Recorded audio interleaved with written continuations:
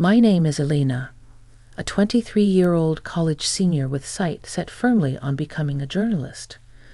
But today, instead of celebrating my pending graduation, I'm trapped in a nightmare that's all too real. Barely 24 hours have passed since we buried my dad, Martin.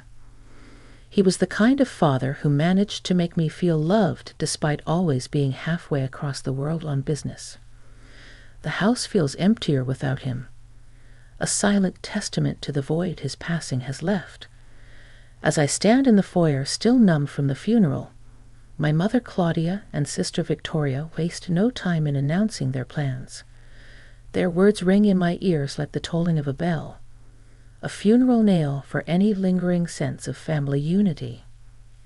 "We're going to sell this house," Claudia says, the cold glint in her eye betraying her feigned solemnity. "Start looking for a new place. Elena, you better be out soon." I can hardly believe what I'm hearing. Before I can process the loss of my dad, they're already thinking about money and what they can gain from his death. It feels like a betrayal too large to comprehend. "You don't think you're entitled to anything, do you, Victoria?" taunts her boyfriend Jan, chuckling beside her. Their cruel amusement makes my blood boil. I shouldn't be hearing these words, not at this moment when the pain is so raw. I never understood their greed, their obsession with wealth and appearances. I think I was the family outcast, too serious, too studious. Elena the dreamer, they'd mock. And now, faced with their scheming, all the years of indifference and mockery come to a head. I realize, "You're the worst," I cry out, unable to rein in my anger. I'm done with this. I'm done with all of you. The bell rings, punctuating my outburst. Irritated at the interruption, I wipe away angry tears and swing the door open. A man in a dark suit stands before me, a briefcase in hand, his face striking a chord of vague recognition. "My condolences," he says solemnly. "May I come in?" Who is this stranger with a tone so grave, appearing at the most unexpected time? I'm not ready to deal with anyone else. Not now. But something in his gaze tells me this isn't a mere courtesy visit. I step aside and let him enter, wondering what this could possibly mean for the fragile remnants of our broken family. The echo of my father's laughter once filled the hallways of our home, a balm to the sting of my mother and sister's sharper tones. Now those walls seem to press in on me, the memories of their hurtful words blending with the emptiness his absence has wrought. I'd always sought solace in my studies, believing that someday those books would lead me to a life of purpose, free from the shallow desires that drove Claudia and Victoria. But as I sit at the dining table, it's hard to focus on anything but the void Martin's passing left behind. Silent meals have become a new norm since Dad got sick and then passed away. Victoria would be on her phone and Claudia would flip through high-fashion magazines, their detachment from our reality, stark and unyielding, their latest plan to dispose of our home and leave me behind hammered the final nail in the coffin of our family bonds. They seemed so eager to chase their fantasies of luxury condos and designer lives that nothing else mattered. Dad had been our anchor, and I'd expected at least a pretense of unity after he was gone. But now, faced with their naked opportunism, the lie of family was exposed, and something inside me snapped. Tired of being the outsider, the one who cared, I was ready to walk away from it all. Adrift in these thoughts, the doorbell rings, a sound I now associate with disruption and unwelcome news. At the door stands a man from my father's past, someone whose connections to our family had faded over time. "Good evening," he greets me. "I need to speak with you about your father's affairs." His solemn tone carries a formality that seems out of place in our disheveled living room, now a stark reminder of our discordant family. I nod, gesturing for him to sit down. Claudia and Victoria peek from the kitchen, their curious faces pinched with irritation. The man pulls out a stack of papers from his briefcase, his expression grim. "I'm Mr. Adams, your father's attorney. He entrusted me with his will and some final instructions," he explains as he adjusts his glasses, preparing to deliver news that feels poised to shake the foundations of our already crumbling household. Claudia leans in, her interest piqued. Victoria tries to look uninterested yet hovers close by.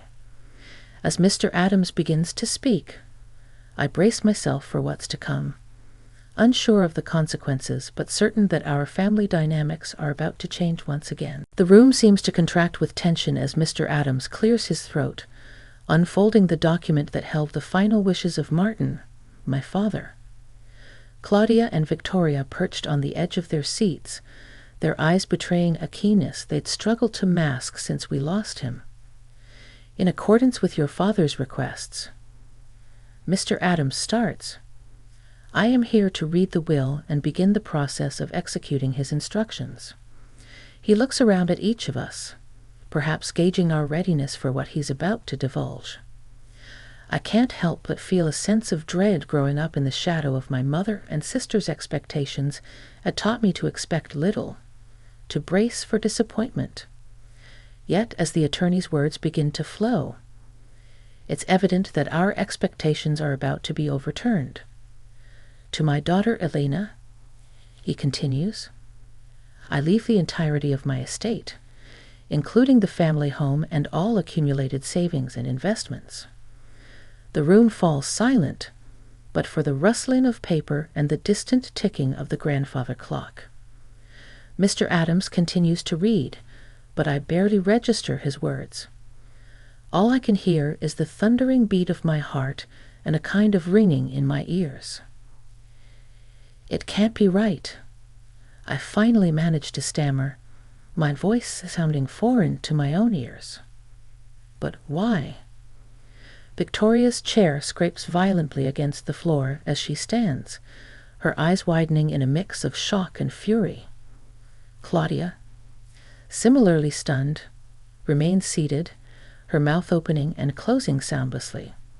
John, who had until now hovered quietly in the background, steps forward as if to protect or perhaps restrain Victoria. "This is some kind of joke, right?" he demands. But Mr. Adams simply offers a somber shake of his head. "There's no error," he assures us. Martin was very specific in his directive. He believed that Elena, with her convictions and work ethic, would best honor his legacy and manage his assets responsibly. Claudia finds her voice as disbelief gives way to anger. "But what of us?" she snaps, her mother and sister. "Are we to be left with nothing while she takes everything?" The question hangs in the air. A palpable cloud of resentment radiated from my mother and sister. I was at a loss for words, torn between the immense responsibility thrust upon me and the sting of their evident greed. Mr. Adams met my gaze. Martin had his reasons, which he believed would be understood in time. He said, "For now, we must discuss the next steps and the details of the estate." As he talked, I couldn't help but wonder what my father saw in me, what faith he had placed in my hands, and how I could ever hope to fulfill it amidst the ruins of our family unity. The silence after Mr. Adams's revelation felt almost as heavy as the sadness that gripped me during my father's funeral. Claudia and Victoria's outrage filled the room, crashing against my shock like waves against a cliff. For a moment, no one spoke. We were trapped in a standstill, the implications of my father's will cutting through the air like a cold wind. My reasons were detailed in a personal letter left to me by your father. Mr. Adams finally continued, looking directly at me. For you, Elena. I'm to give it to you after the reading of the will. Victoria's voice broke the spell. But there must be some mistake. I mean, she can't just get everything, she protested. Her words ricocheted off the walls, heralding a battle I had no desire to fight. John put a restraining hand on her shoulder, but it did nothing to dampen her spirit. And what about us? What are we? Strangers he decided to discard? After everything we've done for him? Victoria seized upon the words like a weapon, her voice rising to a crescendo of disbelief. Claudia's mask of shock peeled away, revealing the anger beneath. Exactly. There must be some provision for this, some oversight or option for dispute. This is preposterous, she exclaimed, her hands gripping the arms of her chair, knuckles whitening. Finally finding my voice, feeble though it sounded even to my ears, I asked, I don't understand. Why would Dad do this? What was he thinking? My mind raced with unanswered questions, all pointing to a man I realized I may never have truly known. Mr. Adams removed his glasses, pinching the bridge of his nose before responding. Martin had his reasons, and he wanted you to know them, he said. As for Claudia and Victoria, you may contest the will if you wish. Though Martin's instructions were explicit and his sound mind when drafting it is well documented, he added. The room fell into chaos once more, voices clashing as Claudia and Victoria expressed their anger and confusion, scrambling for a plan of action. But my thoughts were with the unopened letter, a final message from my father that burned a hole in the table where it lay. Alone in my room with the door securely closed, I unfolded the letter with trembling hands. Each crease seemed to hold a whisper of my father's voice, and as the written words appeared, I braced myself for the understanding that was about to come. Dearest Elena, it began in my father's familiar script. As you read this, I am sorry. Sorry that I am not there to tell you these things in person. Sorry that I am leaving you with a burden that a parent should never bestow on their child. His apology, sincere and immediate, cut through the complexities of legal jargon and blunt revelations that had filled the air just moments ago. I inhaled deeply, the scent of ink on paper somewhat comforting.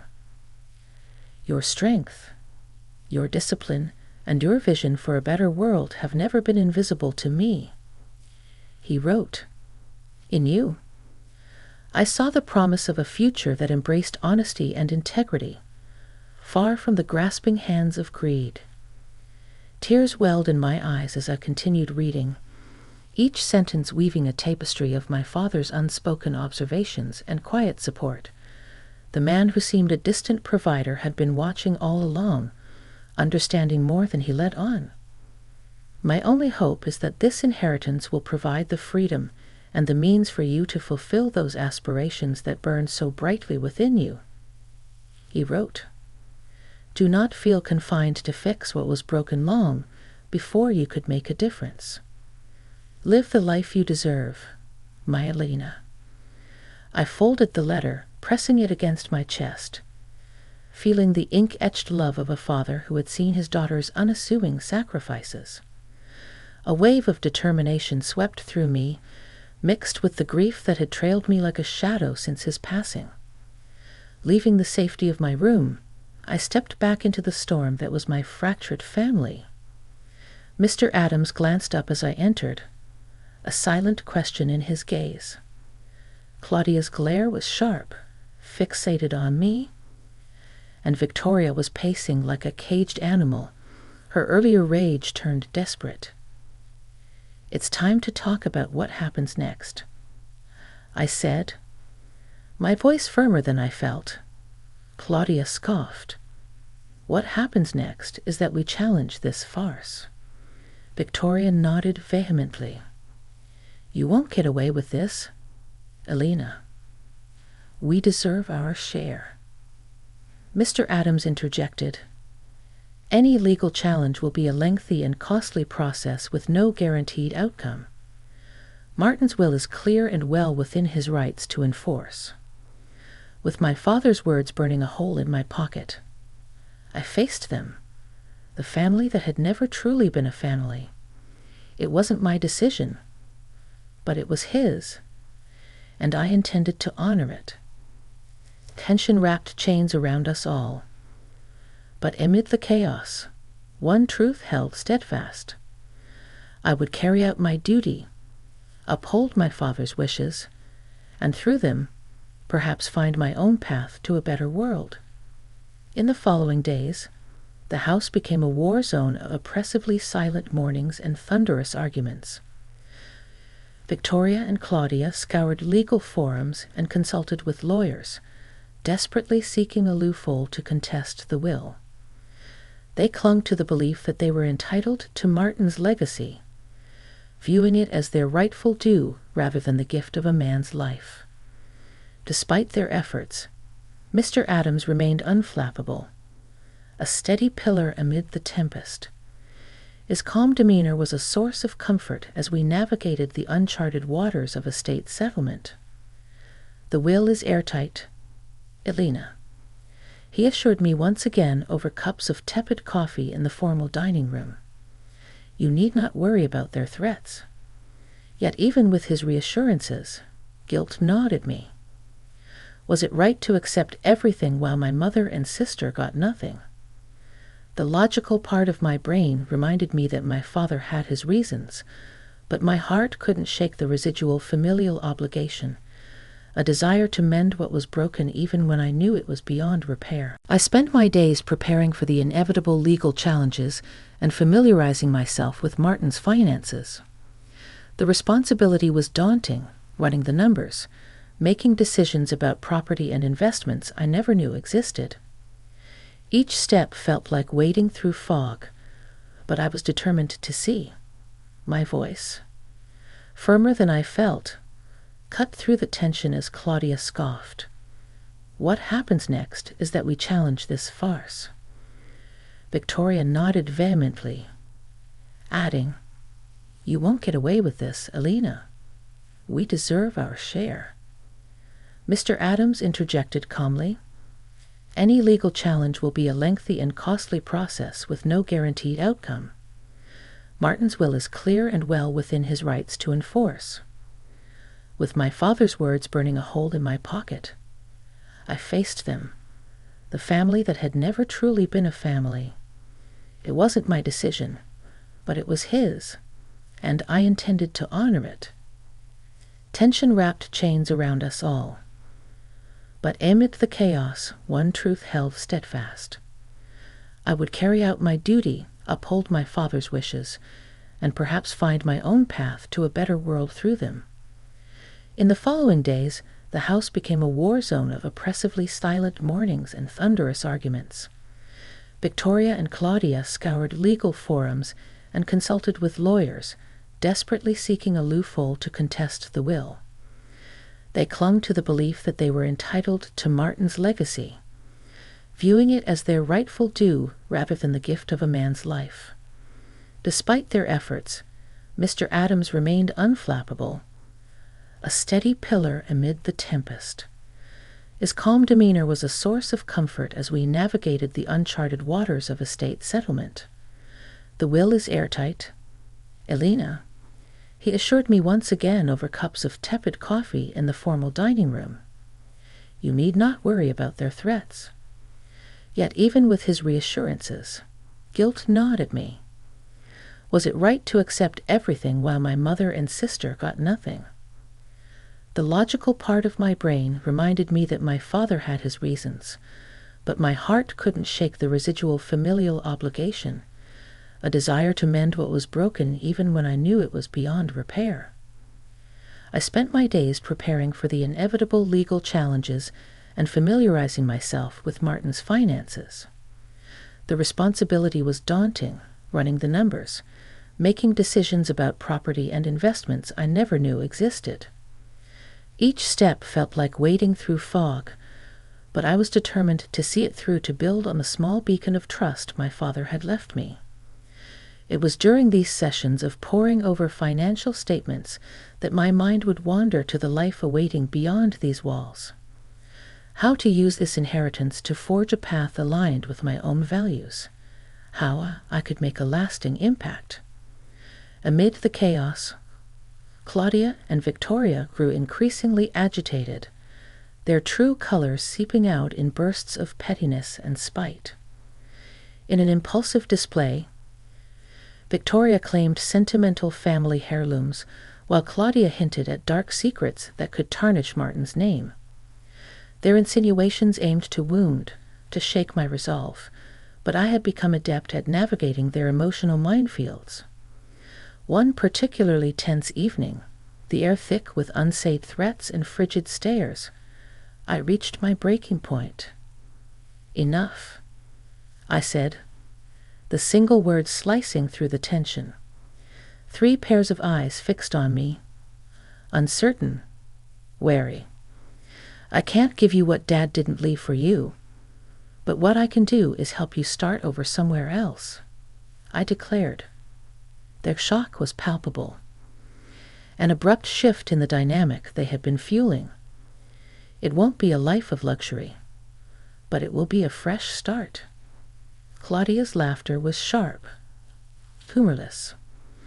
A concession prize from our dearest Elena. How magnanimous. Her sarcasm was a familiar sting, but it glanced off the armor years of antagonism had helped me forge. It's not a prize. It's a choice. Take it or leave it. But understand this. I am moving forward with or without your acceptance. Their response was a symphony of silence and grudging nods, a tenuous agreement forged at the crossroads of greed and survival. As I retreated to my room, the letter's weight in my pocket reminded me of the journey ahead. One where I'd navigate not only the inheritance, but also who I would become as a consequence of it.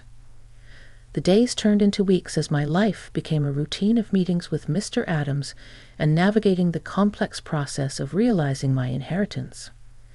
Claudia and Victoria, having reluctantly accepted my offer, began their search for a more modest place to call home.